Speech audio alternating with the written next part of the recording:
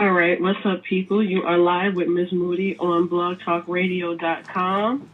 And today I have makeup artist Kimberly Nicole. Kim, are you with me right now? Yes, I am. Hi. Hey. All right, so before I get into today's topic, I know you have a really special event to promote. So why don't you tell everybody listening? I'm sorry, I can't remember the name of the event off the top of my head. But no worries, I got you, girl. All right. Tell everybody what it is and what it's about. Hey, everybody. I've been a makeup artist now for the past 2 years. Been freelancing, doing my thing, and I've been working on lots of beauty expos. So I'm having my first very own beauty expo in conjunction with Elon by Yuri, who's a stylist. We're going to have manicures, makeovers, massages, just everything to pamper a woman in one spot. Well, and men too. I mean, men can get massages, so let's make it unisex. And all right, it's going to be on June 22nd at Trax Lounge from 2 to 7 p.m. The Trax is at 1566 Ross Avenue. You can get tickets on Eventbrite or through me. And what can you get tickets from your website, or is your website just for information purposes? No, my website is just for you guys to view my portfolio if you want to see what I've been up to. All right, so why don't you tell everybody the URL for that website? My website is www.kncconcepts.com. All right, so y'all heard that. Make sure y'all go check that out.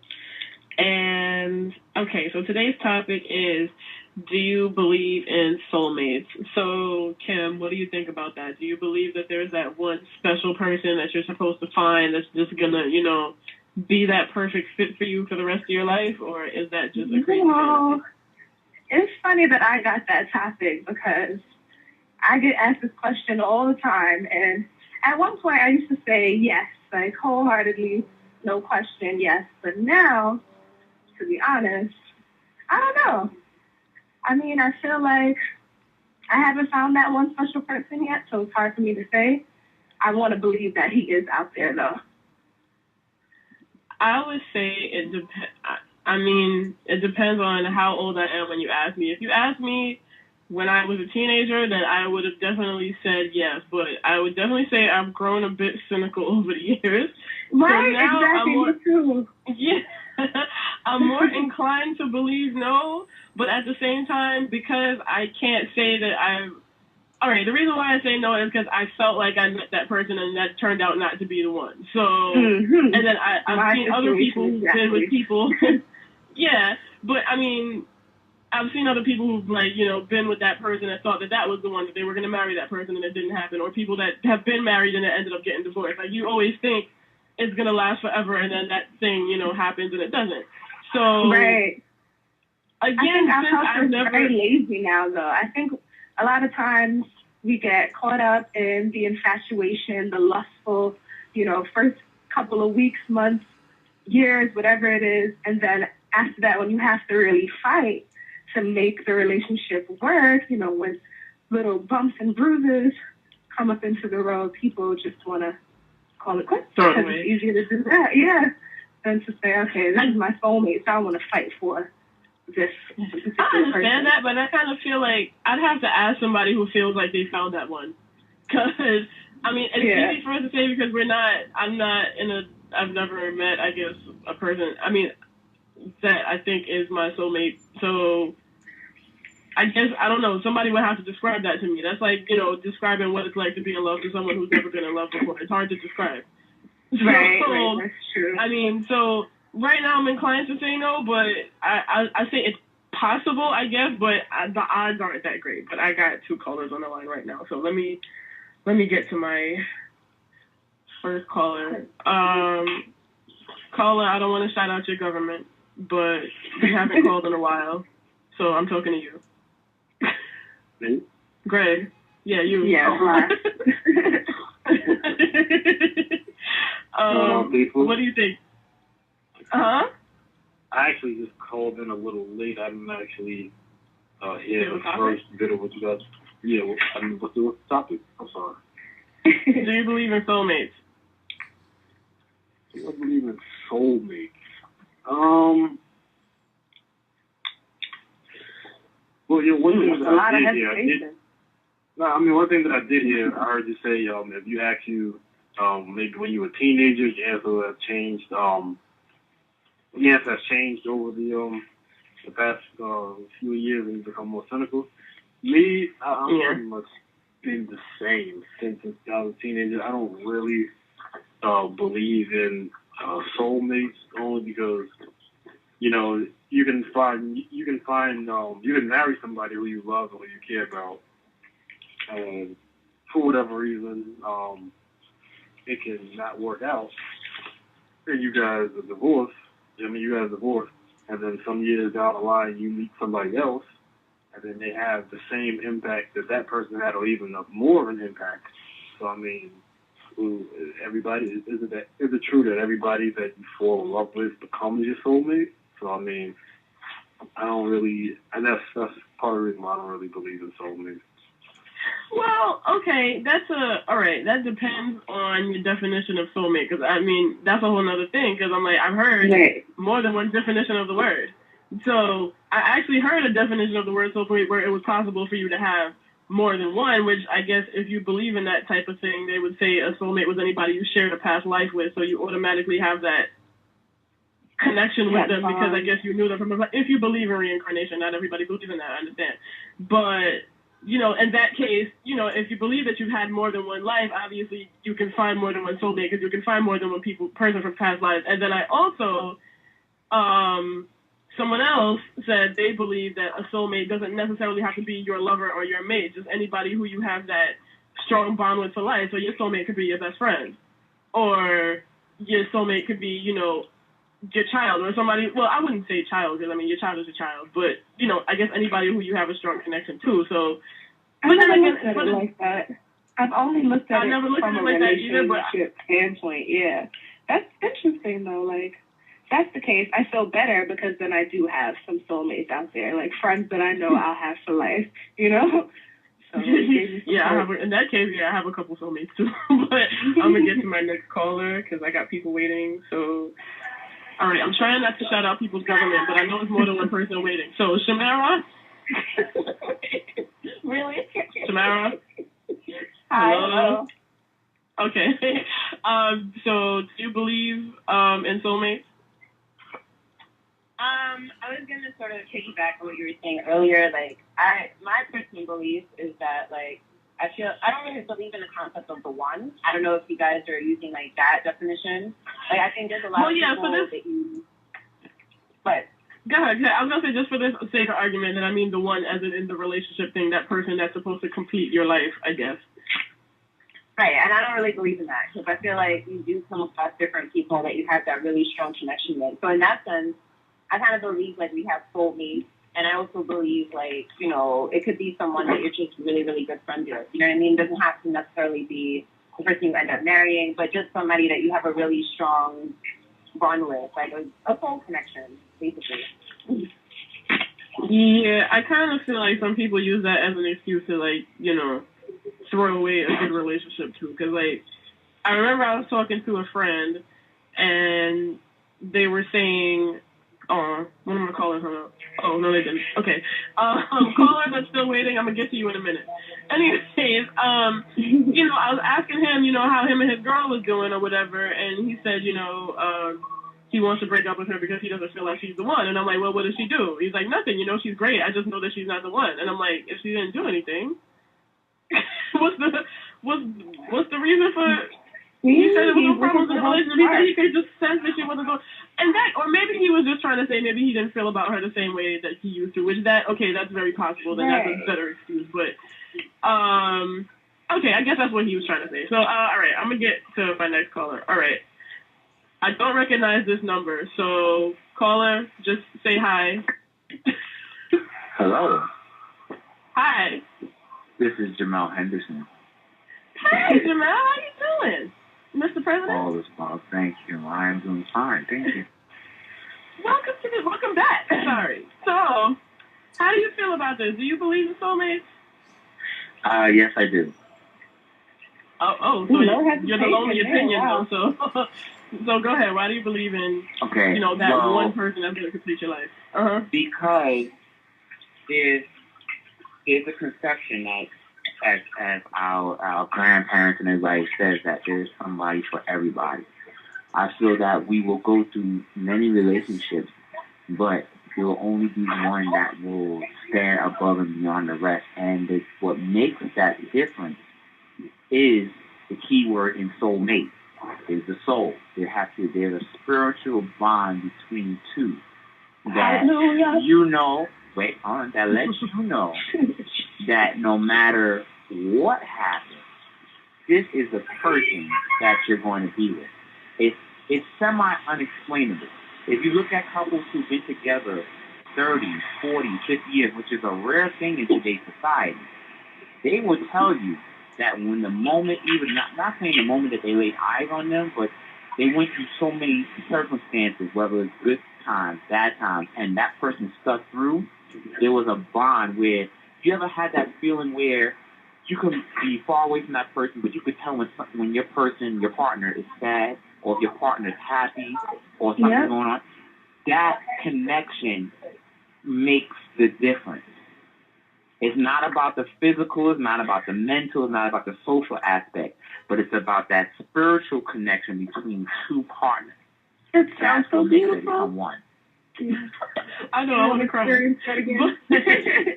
I guess an example I would say of what you're describing right now, Jamel, I think I was watching like some documentary on Bob Marley, and everybody's aware that, him and Rita Marley didn't really have, they had a great bond, but, Bob wasn't exactly the most faithful guy. But I remember watching her talking about him, and she goes, I never even dreamed of leaving Bob. I never thought about it. I knew what he was doing, but I never even considered leaving him. And I'm like, she said, that was a bond for life. She married him. That's her husband. She's never going to leave his side. And I'm like, I guess she would say, if I asked her, that she would say Bob was her soulmate. But I forgot what I was going to say. That you mentioned that, relationships don't last as long, or marriages don't last as long as they used to. So how would you explain that then? Like, if we all, have that one person, like, is it that we're not finding that person, or are we just giving up too soon? You're giving up too soon and you haven't found the person. Sometimes we settle because we're tired of looking. We're tired of searching. Some of us may have gone through 7, 8, 9, 10 relationships as of this point. And some of us in our generation is only like 25, 27 years old. So if we we done been through 10 or 11 relationships, whatever the next one's going to be is going to be, because I'm just tired. People get tired. They don't fight hard to search. And that's what causes these relationships, these marriages, to last only for a season when it's not really supposed to be, when it's supposed to be a lifetime. Somebody get married, they get married because it's the right thing to do, or if they have a child, it's the right thing to do. But there's no love, there's no divinity between the two partners in becoming one. And that's the problem that happens. Somebody get married, 6 months later they break up. Or 6 months later they're still married, but they're just doing their own thing. Everybody gives up too quick. And that's not what love is about. Love is going through all those relationships to gain experience and to be able to find that one person where you can say, I've been through so much, but I'm glad I can say I found the one that I know is above all the rest. You just got to be patient. If you know you're worth more, don't settle. Simple as that. That's hard to do sometimes, though. I get what you're saying, but it's like, that's hard. Especially in the days of... You worried about your babies, getting married, having the white picket fence. That's why we get anxious and we settle. But it's really not that deep. Like, as long as you have in your mind, like, it'll come one day, then, you can do it a lot easier. That is true. But however, it goes back to knowing your worth. Some of us, both male and female, don't think we're worth the best, so we settle for less. Think about how many, in our own friendship circles, how many people are with somebody, and we know doggone well they are not supposed to be together. That they could deserve a whole lot better. but they chose to settle. And as much as we can tell them that they deserve, they're worth more, if they don't realize the work that they have, then they're not going to be happy as they should be.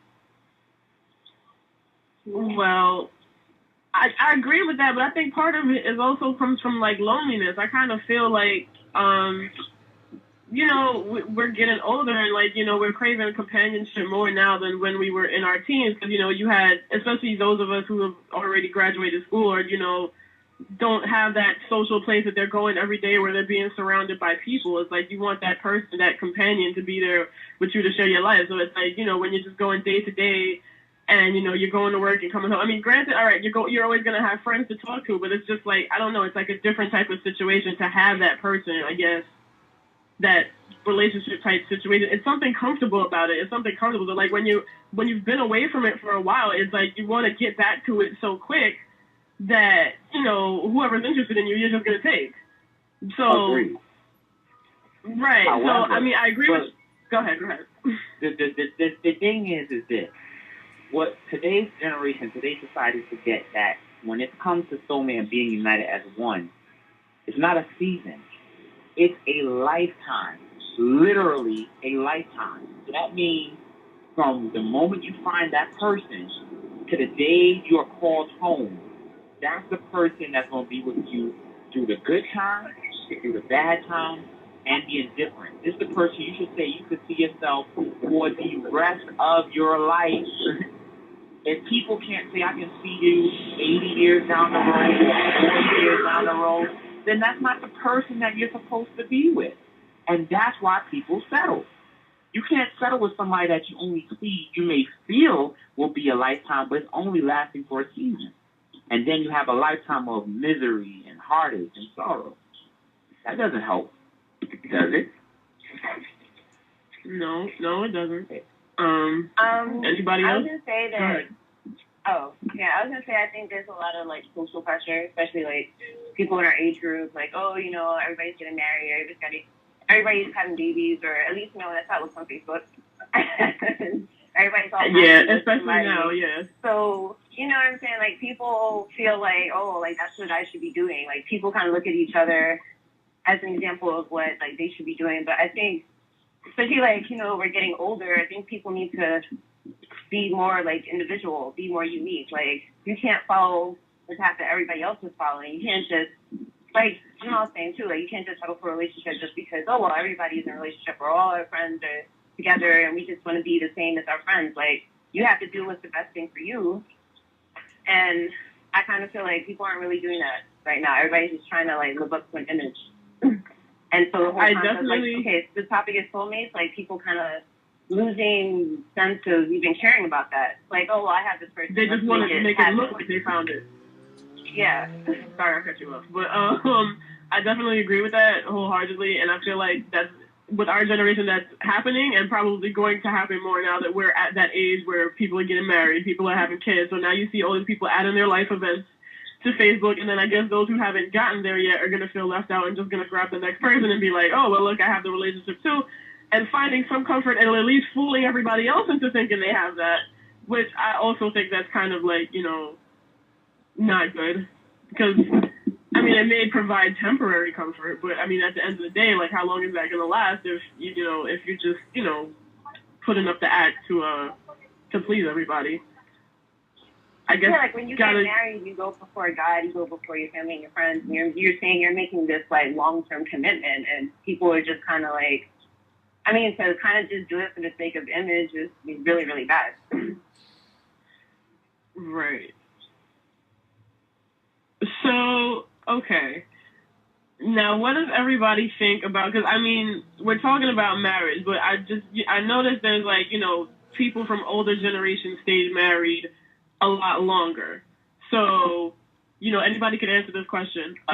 Is you feel that people back then married their soulmates, or did they just, you know, did they wait for their soulmates back then, or is it that they just, you know, they had their situation and made the best of it and just did not leave for anything? Because, like, our generation, what's the difference between us and, like, the generation before is that our generation is, like, any small thing, we're gone. Not any small thing, but, you know, people just tend to work less on their problems and are ready to just give up really quickly, which we said that earlier in the call, but I think that's my shirt. But so what's the difference between the previous generation and now? Like, how come we can't get it together and how come they had it together? I think that the whole dynamic of a relationship has greatly changed, from the years of, I guess, our parents and grandparents, because there's just so much more that's involved in a relationship in 2013. The mindset of, I'll say 1950, for example, 63 years ago. The plan was to always find a wife or find a husband and start a family, as opposed to 2013. The mindset is, okay, you know what? I think Jamel actually mentioned it. You're gonna, it's common to have more than one relationship before, you decide to settle down with one. So I mean, even with searching for, that person, through finding different through being with different people, that definitely plays a important role. When you actually find the person that you want to be with. All right, could you repeat that last part? Because there was like some background noise. No, I was saying, when you're dating multiple people, and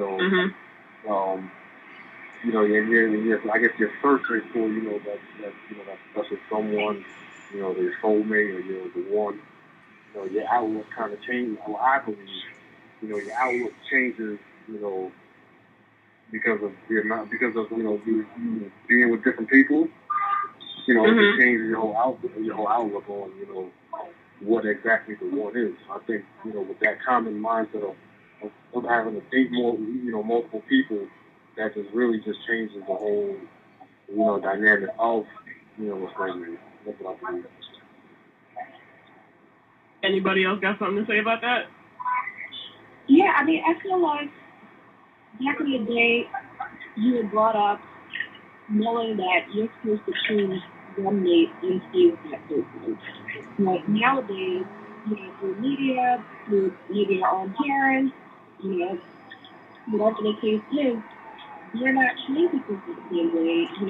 We're saying that, we have options, and if you're not feeling satisfied, then you can go out there and find something better. And we're just not trying to work out situations, try and understand different personalities and work with them. We're just like, okay, he has a flaw, forget it. I'm going to find somebody who doesn't have that flaw. Not thinking that the other person might have other flaws, that will be much worse than that, So you just have to get out of the mindset that you can actually, if you're on somebody else. All right, I'm sorry. Go ahead. Can I answer that question? Go ahead. All right. Here, because there's so many ways you can answer that question, but I'm going to answer it in a more simplistic way. And what Gregory said is absolutely true. I'm going to look at it in a different aspect. Let's look at music. Now, the music during the 50s through the 70s, right? And even, I'll even take it more recent. The music during the 80s and the 90s, because we all listen to music in the 80s and the 90s. A lot of the songs expressed love that we as the 80s babies can relate to, that we learned, our parents, our grandparents, whatever, they learned about love through music.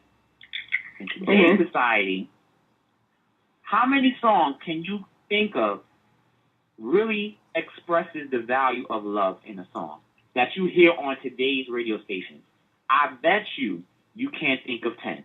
Why? Because the value of love, if it was a stock, it's like 2 cents a share. What's on the rise right now, that's like $100 a share, is sex.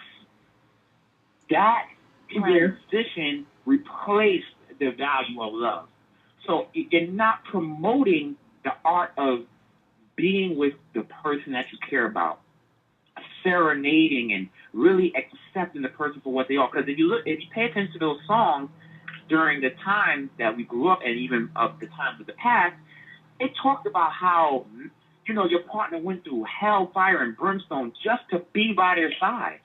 How much they treasure the presence of somebody. Now it's a panty dropper, or I want to do this to you, and I want to do that to you. It's dwelling on the physical aspect, not the spiritual or the actual essence of love itself. Everything is sex now. That's the major difference. The song tells us, hey, find somebody, bang them, that's what we're going to do.